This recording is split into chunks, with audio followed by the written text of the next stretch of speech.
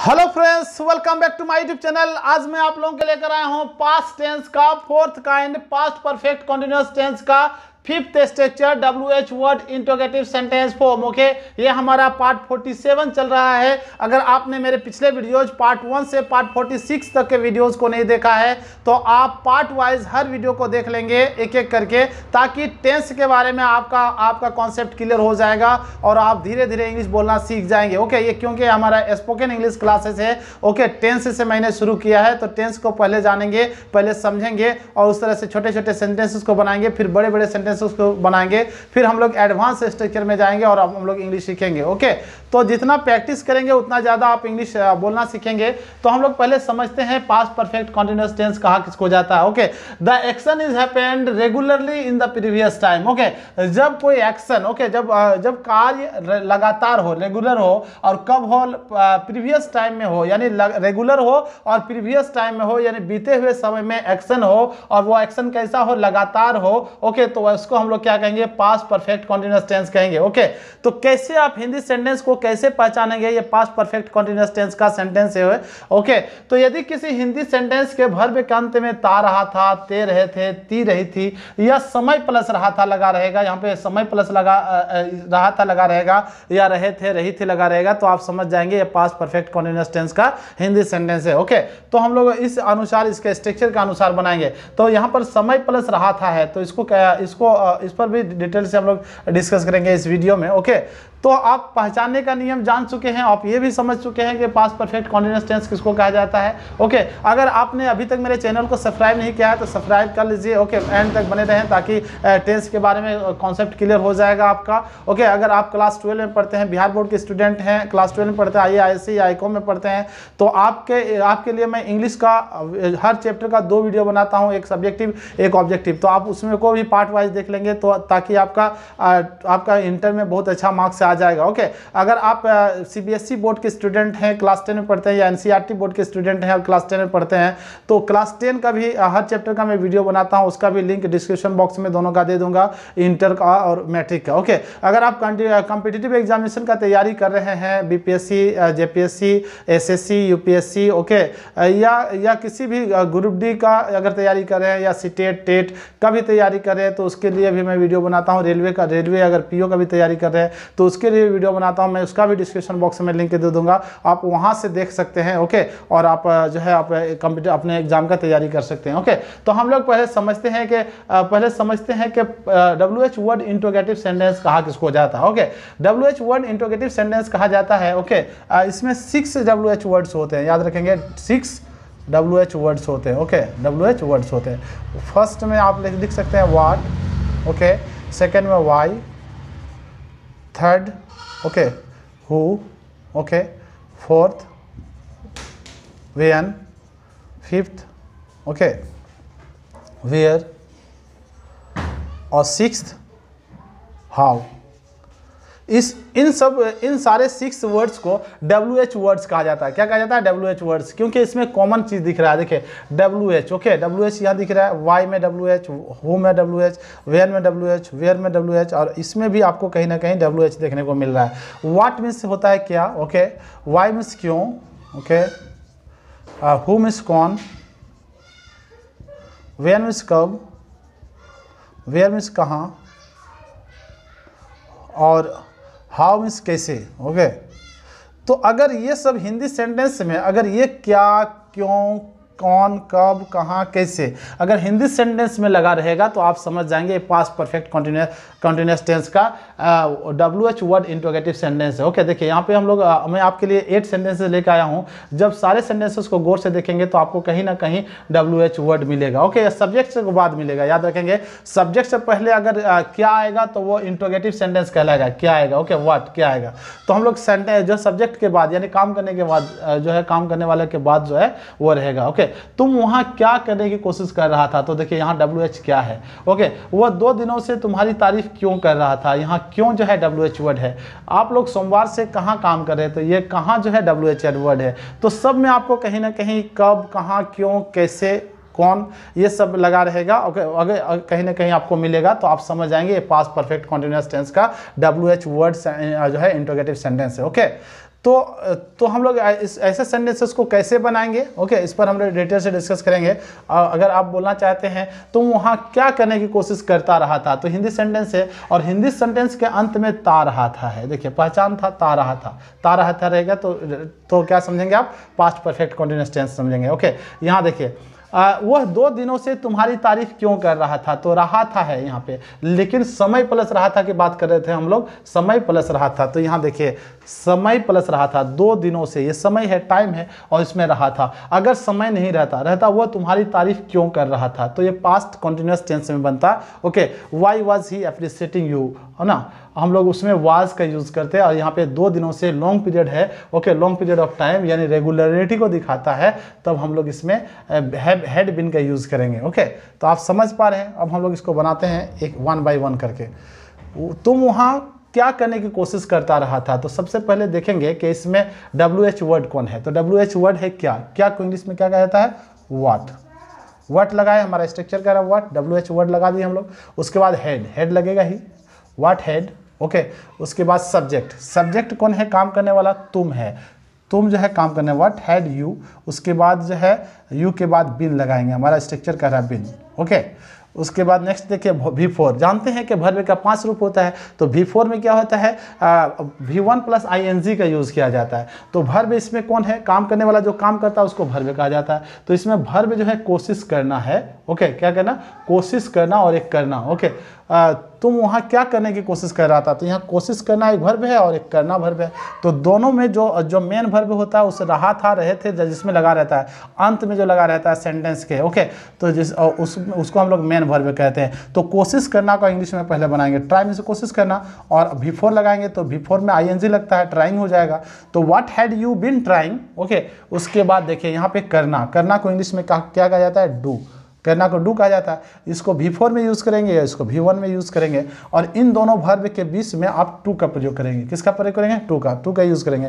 तो what had you been trying to do. Okay, और यहाँ पे वहाँ को इंग्लिश में क्या कहा जाता है, देयर। उसके बाद क्वेश्चन मार्क लगा देंगे। तो इजी वे में आप बन जाएगा, ये सब आपसे भी बन जाएगा, इजी वे में बोल सकते हैं आप इंग्लिश। नेक्स्ट को देखिए, नेक्स्ट कैसे बनाएंगे इसको देखिए, वह 2 दिनों से तुम्हारी तारीफ क्यों कर रहा था। तो इसमें भी हम लोग फाइंड आउट करेंगे WH वर्ड। तो WH वर्ड कौन है, क्यों को इंग्लिश में क्या कहा जाता है, वाई। उसके बाद वाई लगा दिए, हेड लगाएंगे हम लोग, वाई हेड। उसके बाद सब्जेक्ट किसको कहता है, काम करने वाले को, यानी तारीफ करने का काम कौन कर रहा था, तो वह कर रहा था। वह को इंग्लिश में क्या कहा जाता है, ही कहा जाता है। तो वाई हैड ही। उसके बाद हमारा सब्जेक्ट के बाद बिन लगाना है, तो बिन लगा देंगे हम लोग। उसके बाद जो है V4 वर्ब जो है, वर्ब लगाएंगे, काम करने वाला जो काम करता है उसको वर्ब कहा जाता है, यानी वह क्या काम कर रहा था, तारीफ करने का काम कर रहा था। तो तारीफ करने का होता है एप्रिसिएट। Okay, appreciate.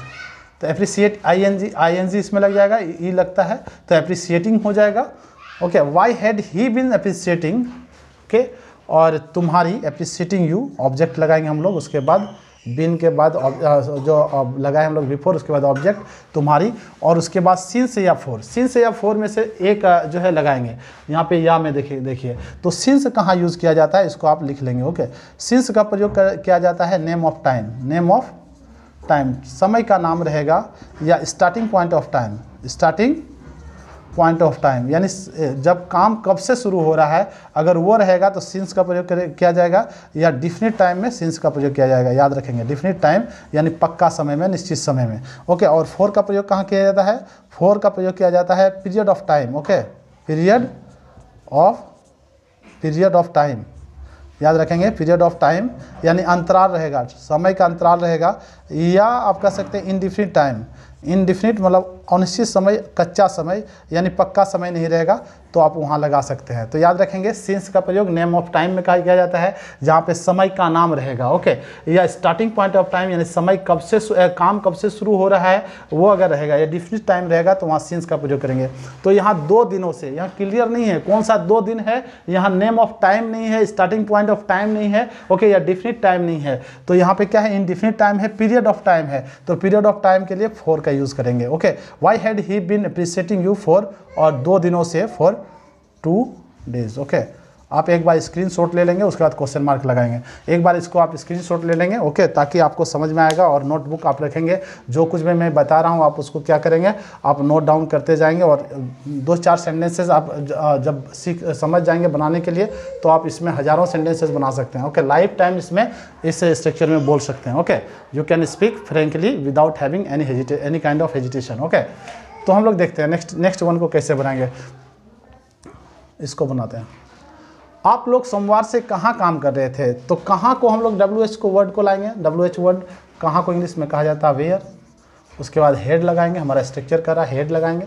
उसके बाद सब्जेक्ट कौन है, काम करने वाला कौन है, तो आप लोग है। यहाँ सब्जेक्ट आपको दिखेगा, तो सब्जेक्ट यहाँ है तो यू हो गया। What had you, where had you. उसके बाद बिन लगाएंगे, हमारा स्ट्रक्चर कर रहा है, सब्जेक्ट के बाद बिन लगेगा। उसके बाद वर्ब खोजेंगे, तो वर्ब जो है यहाँ पे काम करना है।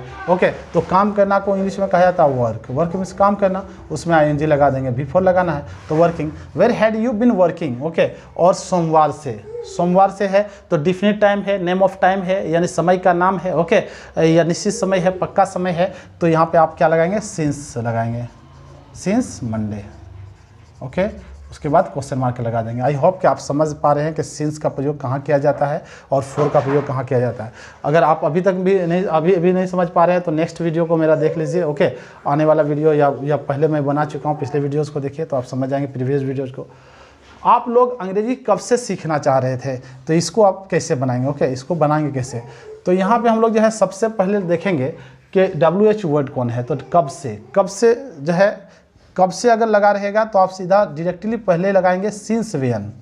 कब से में सिंस वेन होगा। ओके, सिंस वेन, उसके बाद जो है सिंस वेन हेड, उसके बाद हेड लगा देंगे हम लोग, हेड। उसके बाद फिर सब्जेक्ट देखेंगे, तो सब्जेक्ट कौन है, आप लोग को इंग्लिश में यू। उसके बाद बिन लगेगा, हमारा स्ट्रक्चर कह रहा है। उसके बाद हम लोग क्या लगाएंगे, वर्ब लगाएंगे। वर्ब क्या है, सीखना चाह रहे थे। 2 वर्ब है, सीखना, एक चाहना, एक सीखना। तो चाहना जिसके साथ रहे थे उसको जो है लास्ट में जो है उसको मेन वर्ब कहा जाता है, तो मेन वर्ब को हम पहले लगाएंगे। वांट में से जो है चाहना होता है, और एक होता है इसका सीखना का इंग्लिश होता है लर्न। Okay, learn. तो इसमें V1 लगाएंगे और इसमें V4 लगाएंगे, आप जानते हैं। और इसमें V4 लगाने के लिए आप क्या लगाएंगे, ING लगाएंगे, और इन दोनों वर्ब के बीच में टू का प्रयोग करेंगे। तो since when had you been wanting to learn. Okay, और क्या सीखना चाह रहे थे, ऑब्जेक्ट है आपका इंग्लिश। ओके, इंग्लिश हो गया। उसके बाद क्वेश्चन मार्क लगा देंगे। तो बहुत easy, it's very easy to make sentences in this structure. Okay, तुम उस स्वार्थी आदमी के साथ 2010 से कैसे रह रही थी, तो इसको कैसे बनाएंगे, तुम उस स्वार्थी आदमी के साथ। तो यहाँ जो है हम लोग देखते हैं, इसमें WH वर्ड हम लोग को सबसे पहले फाइंड आउट करेंगे। तो WH वर्ड कौन है, कैसे है, तो कैसे को इंग्लिश में क्या कहा जाता है, हाउ लगाएंगे। उसके बाद हेड लगा देंगे, हाउ हेड। उसके बाद यू, हमारा जो है स्ट्रक्चर कह रहा है, सब्जेक्ट कह रहा है, सब्जेक्ट कौन है, तुम। ओके, काम करने वाला। तो हाउ हैड यू, उसके बाद सब्जेक्ट स्ट्रक्चर के साथ बिन लगाएंगे। स्ट्रक्चर का आंसर क्या होगा, बिन होगा। उसके बाद वर्ब देखेंगे, तो वर्ब जो है यहाँ पे वर्ब रहना है। ओके, रहना को इंग्लिश में लीव कहा जाता है, LIVE होता है, लेकिन ING लगता है तो ई हट जाता है। तो how had you been living. Okay, और उसके साथ, उस स्वार्थी आदमी के साथ,